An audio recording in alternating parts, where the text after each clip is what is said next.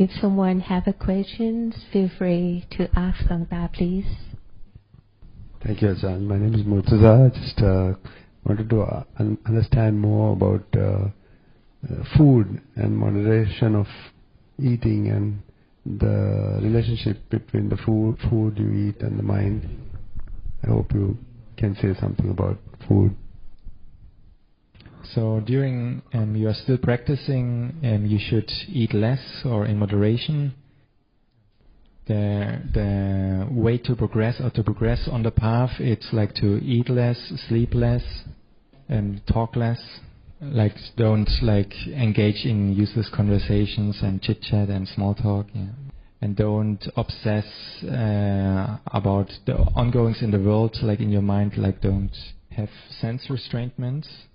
And don't let the mind be obsessed with cravings. And through guarding your sense doors, through restraining your sense doors, don't let cravings take over your mind and have fear of wrongdoing and guilt. Yeah, don't let have fear of wrongdoing. Don't do wrong, and so that you not feel guilty afterwards. And have patience, endurance, patience, that you not follow your cravings, not act upon your cravings, and have faith and trust and practice continuously, and not have any breaks in between. And if you stay on that path, then development is ensured, and it will lead to liberation. But if you do the opposite, that's the path to degeneration, and it will lead to more and more suffering. Can you remember all the points? Sleep less, eat less, talk less, be wakeful, have sense restraint, and practice continuously.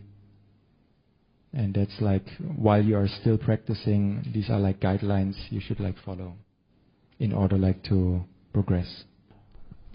So when he was practicing in the past, for 3 months, he was not sleeping. He was sleeping maybe 1 hour, after eating, and he was sitting in his chair while he was still working as a supreme judge, and then just he fell asleep, but he didn't intentionally sleep. So at that time he was still working as a supreme judge. So he had a lot of files to read and stuff to do, but still he followed those guidelines, and he was very disciplined about it, very strict, and he not even he slept very less, only 1 hour per day, and still working and taking care of his family and everything. And while doing that, he was constantly contemplating about death.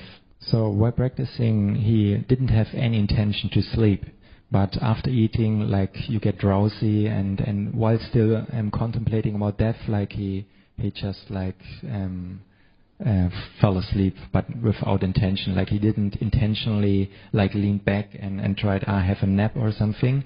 It just happened because of exhaustion, 24 hours awake and working and doing so many things and practicing while working and doing simultaneously.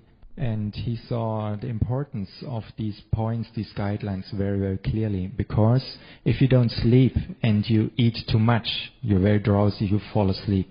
You can't help it. It happens just, and then everything goes down the drain. So he saw the implications of eating too much, because it affects your practice tremendously. So in the past, there were some very famous masters in Thailand, and they had a very determined and strong mind. So they determined not to sleep for 3 months, and they said, if I break my determination, may lightning hit me and kill me. So they very steadfast, very strong determination, strong mind, and kept their promise.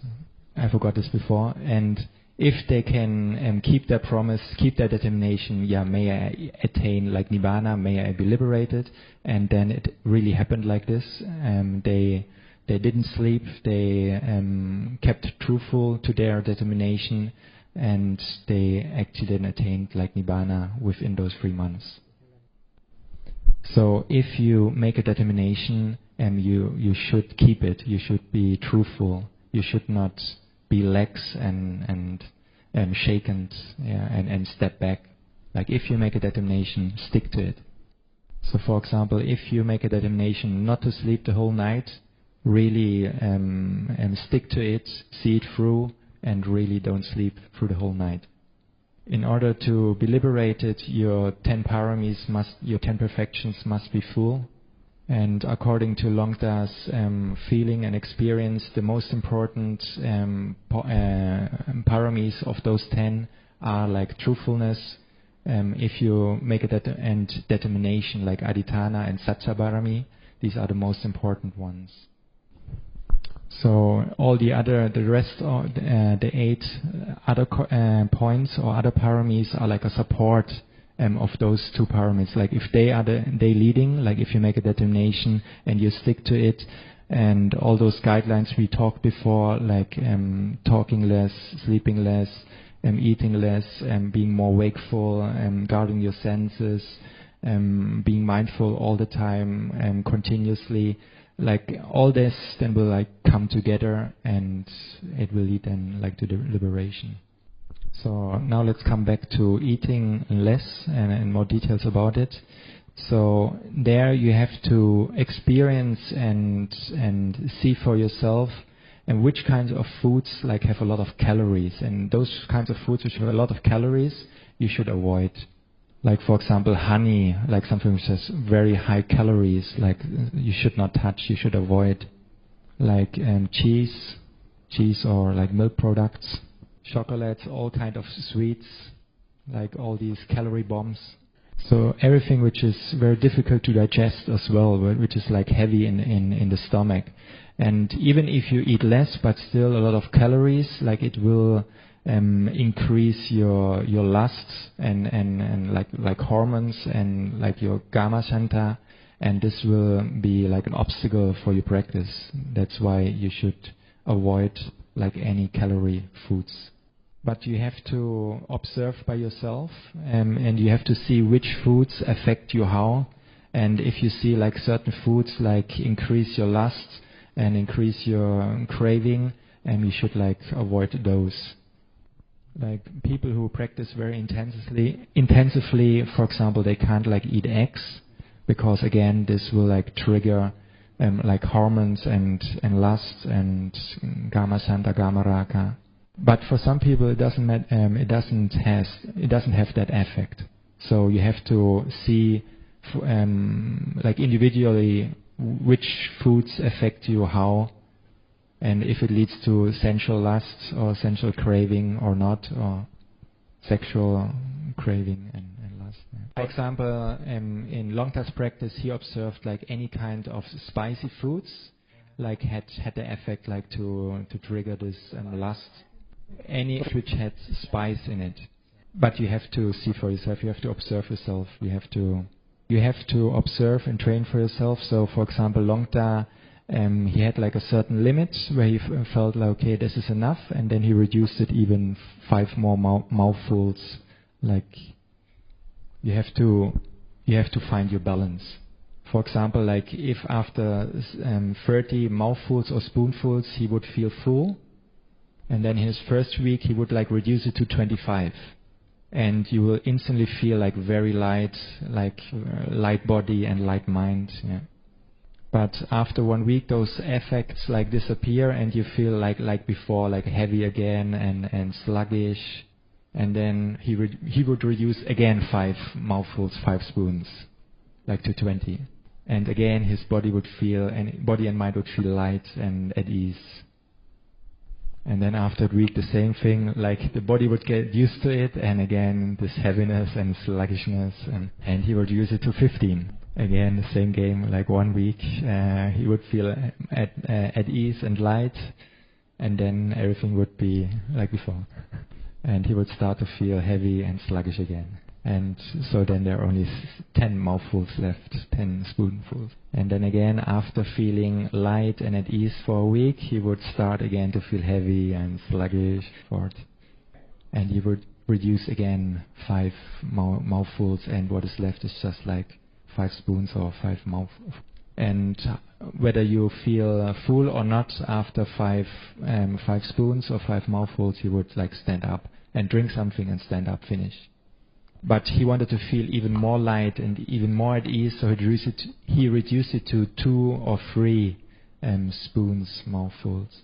And he didn't care whether he felt full or not, or so he just then drank water and stood up.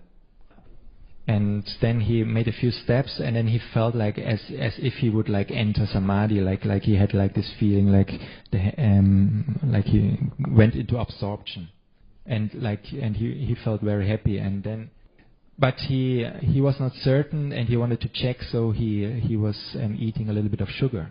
But then suddenly he just like was again wakeful and fresh, and everything went back to normal. So, and then he understood it was not, he didn't went into samadhi or absorption. Actually, he is just like was like exhausted and just like fainted, yeah, and yeah. But never forget, if you practice like this, also the other guidelines, don't forget them. So also sleeping less, as if you eat less, also sleeping less, talking less, don't talk with others unnecessarily, guard your sense doors, be wakeful, and do it like continuously. And most importantly, like your practice, your meditation practice should be continuously, you shouldn't have any breaks in between.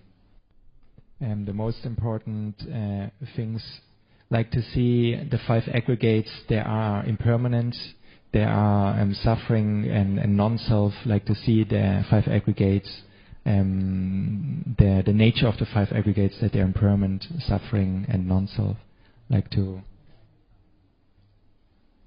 Oh, yeah, and the 4 foundations of mindfulness, like the body, the feelings, the mind, and the dhamma, like to contemplate that these experiences, these phenomena of the body and the feelings, the mind objects as well, and the dhamma objects, that they are impermanent, suffering and non-self. Luangta is very confident if you follow those guidelines, and for sure it will lead to liberation eventually. Because Buddha himself, he guaranteed it, and Luangta, he himself, he checked it for himself, he verified for himself that it really works, that it's true what the Buddha said.